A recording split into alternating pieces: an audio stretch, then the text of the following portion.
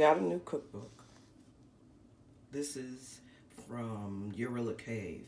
Now, I have been following Eurila. She's a photographer, she's a storyteller, she's an artist, she's an activist. I mean, she is all the things.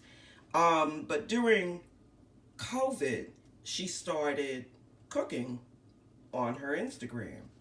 And basically, the Instagram was about not only the recipe, but how to shoot the actual food. I don't know if the cookbook was always a plan, but here is the result.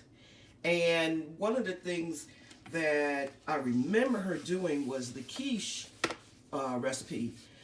But as you can see, I opened it up to various things. There are stories, there are photographs. It's really a lovely book. So I'm looking forward. The first thing I'm going to make out of it is the quiche. And that does take 1,000 eggs. But it looks, you know, so delicious. And I remember when she was doing a lot of these things, they were incredible. They were incredible looking afterward. It made me very hungry. But one of the things that I also wanted to say was, don't let your time run out. She had an idea. She decided to do it. She printed it up. She got it done. She got it done. She did not let the clock run out.